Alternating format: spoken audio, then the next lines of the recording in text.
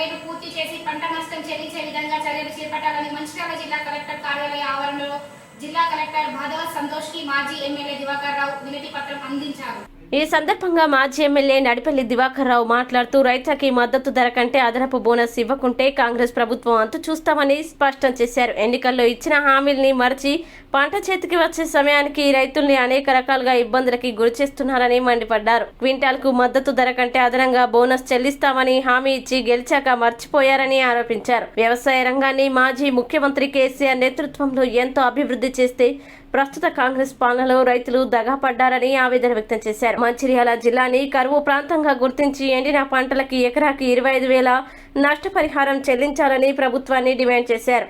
లేని పక్షంలో TRS party ఆధ్వర్యంలో రైతు ఉద్యమాన్ని పెద్ద ఎత్తున నిర్వహించి కాంగ్రెస్ ప్రభుత్వంపై పోరాటం చేస్తామని హెచ్చరించారు.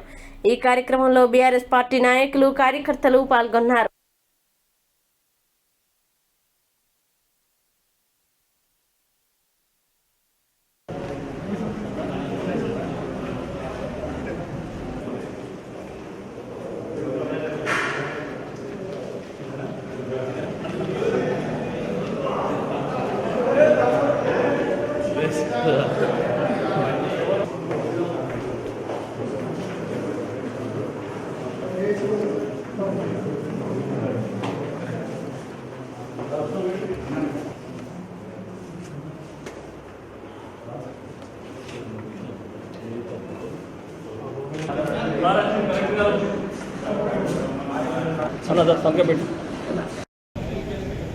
రైతు సోదరులకు నమస్కారాలు.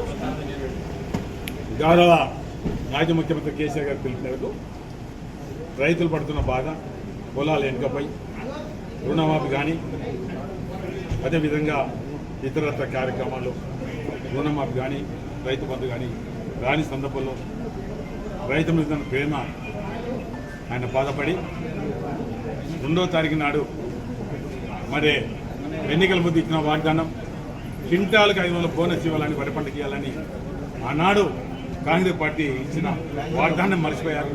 కిందసారి వానకాల పంట దాదాపు పండిన పంటకు మన ప్రభుత్వం రైతులు చెల్లించినప్పుడు దాదాపు 3,600 కోట్ల.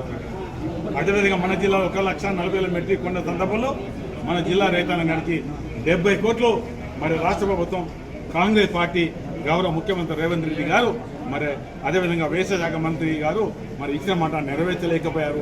రైతులకు ఒక రకంగా మొండి చేసి చూపెట్టిన మాట కూడా చెప్పుకుంటారు. 2 లక్షల రుణమాఫీ అన్నారు, అదేవిధంగా ఎకరానికి 15,000 అన్నారు, ఇవ్వలేకపోయారు. రైతు మరి అన్ని సందర్భాల్లో ఇవాళ దాదాపు 9.5 సంవత్సరాల కాలంలో ఎక్కడ రైతులు ఇబ్బంది పడలేదు. బ్రహ్మాండంగా మే మాసంలో కూడా మక్కలు దుంకాయి. ఈరోజు ఏప్రిల్ మాసంలో మార్చి ఆఖరిలో కూడా నెర్రలు వాసినాయి, పంట పొలాలు పోయాయి. పాప కొంతమంది బాధతోటి వాళ్ళు మన ఈ భూమి మీద లేకుండా మన పైలోకం పోయిన సందర్భం, వాళ్ళకు పంట నష్టపోయిన వాళ్ళకు రాష్ట్ర ప్రభుత్వం ఎకరానికి మరి ఏదైతే మా గౌరవ మాజీ ముఖ్యమంత్రి ఇచ్చిన పిలుపు మేరకు ఆ రకంగా మరి డబ్బు కూడా చెల్లించాలి.